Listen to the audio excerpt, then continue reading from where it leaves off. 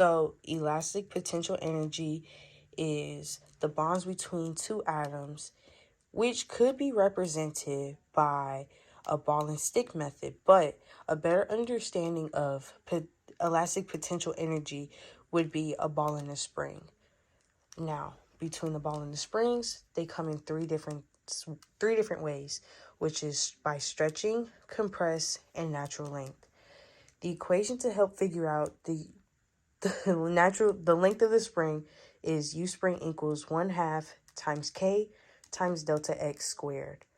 Now, your units for U spring is always going to be in joules.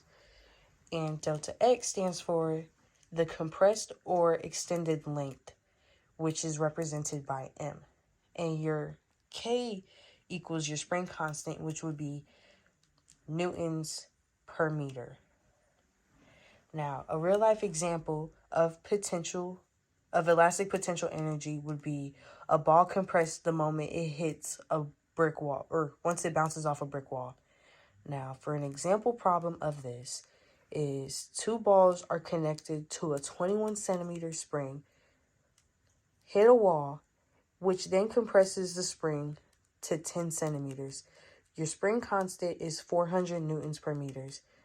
What is the value of U spring? So when trying to find the value of U spring, the best way to figure out what your equation consists of would be to look back at the problem. Now, for delta X, we have 21 centimeters and 10 centimeters. Well, as you know, your delta X comes in meters, not centimeters. So you have to convert them.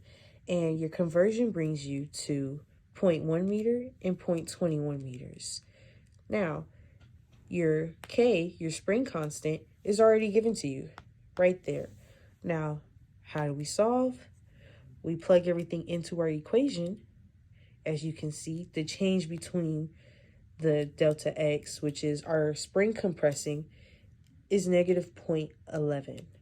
Now, make sure you square it because it will give you the wrong answer if you don't. And your answer should be 2.42 joules. And make sure you always put your units on U spring. All right, the last problem wasn't too hard, so let's get into another one. Two carts are connected to a 0.40 meter spring, which bounces off a wall, extending the spring to 0.65 meters. Your spring constant is 112 newtons per meter.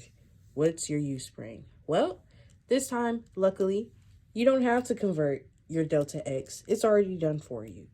And again, your spring constant is given to you. So your spring constant is going to be 0.65 minus 0.40, and your K is 112 newtons per meter.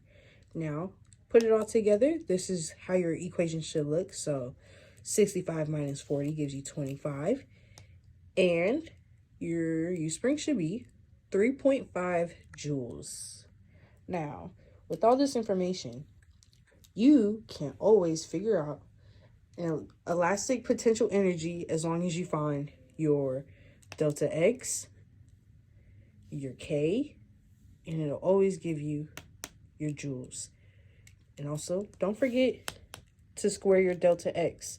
Again, you'll have the wrong answer. All right, time for a curveball.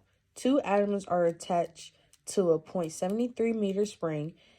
The spring hits a wall and compresses to 0.28 meters. Your elastic potential energy is 37.66 joules. What is your spring constant? No fret, you have enough to solve the equation here, even without having K. Now, your delta X is the change between 0.73 and 0.28 meters. And your U spring is 37.66 joules. Don't forget to write your units like I did. And now we're going to plug everything in that we already have. Now, using basic math, we have to get K by itself. How do we do that? If everything's being multiplied, you divide it out. So you're going to divide 1/2 and 0.45 squared on both sides of the equal sign. And that should give you roughly 372 newtons per meters for your K. Now, it shouldn't be too hard, but when in doubt, always check your equation problem.